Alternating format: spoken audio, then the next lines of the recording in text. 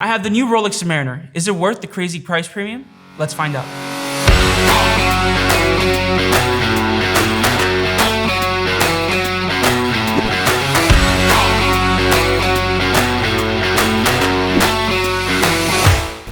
Hey guys, Kasab here. As you know, Rolex recently released their new line of watches after a much awaited timing due to everything that happened recently. Now, we're gonna get into it with the new Rolex Submariner, and I'm gonna be showing you a little bit about this piece and the changes made to it in the new update.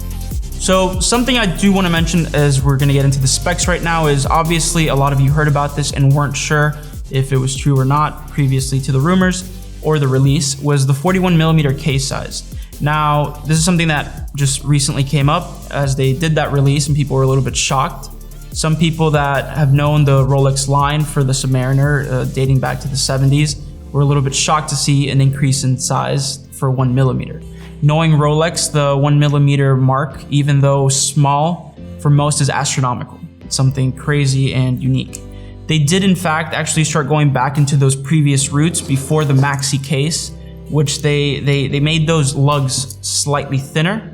They did increase the bracelet by a minor size. It's a little bit thicker than before, and that buckle did increase slightly by 1.3mm, which you actually do notice when you do put it next to the previous maxi case design. Now, something that luckily enough I have today for you to see is going to be the 126610 LN, the new date sub in black and black. Now, something unique about this piece is the crazy premiums you're going to see on the market out there. As of right now, they're going for about $24,000 retail, which is something I remember seeing with that of the Batman Jubilee when it first came out, the 126710 BLNR. I sold one of those pieces to a gray market dealer in the 2018 for $23,000, which is nothing crazy. It's similar to what's going on right now.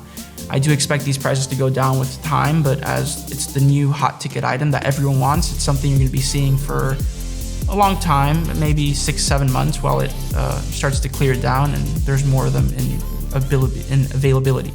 As you know, Rolex produces 800,000 pieces a year, and it's something that is obviously their hottest item they're going to be producing for the time to come. As I mentioned previously, something I did notice is a lot of the things that I saw in the 16610 LN, so that being from the 90s to the early 2000s with the aluminum bezel. It's something I'm starting to see a lot now in the new Rolex. I guess they're trying to go back into those roots of the original Submariner. Everything from the thicker text in bolder letters, the thinner lug size. This is all trying to go back into those roots compared to what they were doing in the 2012 when they were trying to match that of the Audemars Piguet Royal Oak Offshore. They were trying to go bigger and bulkier, trying to compete with that market, but going back into those roots is what brings you that love and the history of Rolex. Something we're gonna see as we continue comparing them to the older and older models is little by little, I feel like Rolex should have actually started downsizing or staying around that 40mm range. I don't really see the need for the 41mm. If you go and you see the newest Seed Dweller, which is the, I think 126660, it's something that honestly, it already looks like an oversized Submariner, so what was the point of making a one that was a little bit bigger than the original?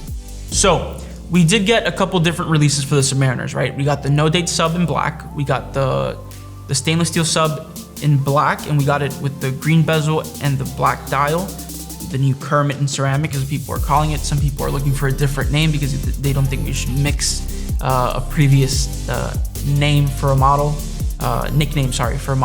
into the newer versions. We should leave those as a legacy piece and then create a new one. Now, if we continue into that, we have the new Blueberry, which replaced the Smurf, which was the previous blue on blue and white gold. They made that in white gold with a black dial and a blue bezel. Most people are arguing that they should have done that in stainless steel. That would have been a really, really hot piece that people were waiting for a very long time. However, Rolex didn't do that in their usual nature. They made it in the white gold piece to try to sell that type of gold.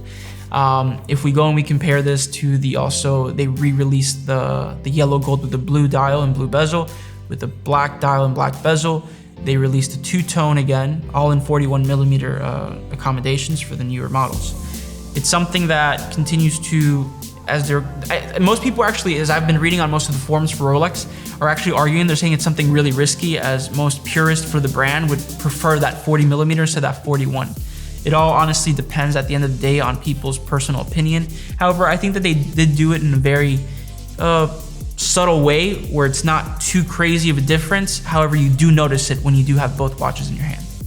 I made a slight mistake about 2 sections back. It was about that Sea Dweller. I said the reference number 126660.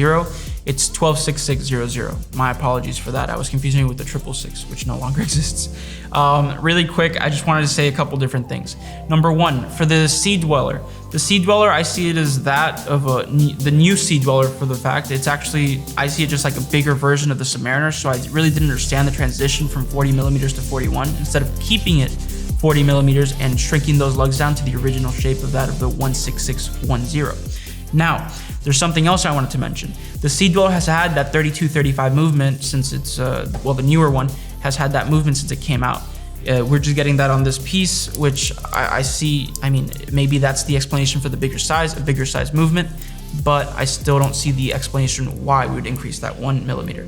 If you go and you look at the price points right now and that of the market, you go and you can compare this old style 166, I think it's 166, I have to check the reference number, I'm not really sure right now, but for the gold Submariner, the previous model is going for 28,500 in the black combination, correct?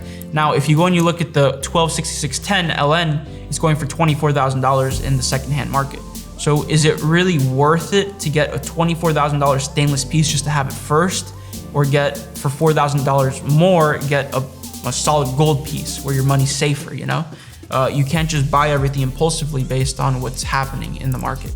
As always, I love to hear what you guys have to say.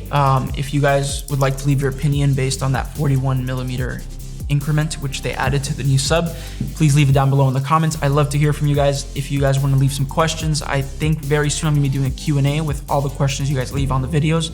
I'll be going back through my previous videos as well as this one to see what you guys think and what you guys want to know. I like to share the knowledge of everything I've learned in the past couple of years, and that would be lovely to do for you guys as you've been a wonderful audience.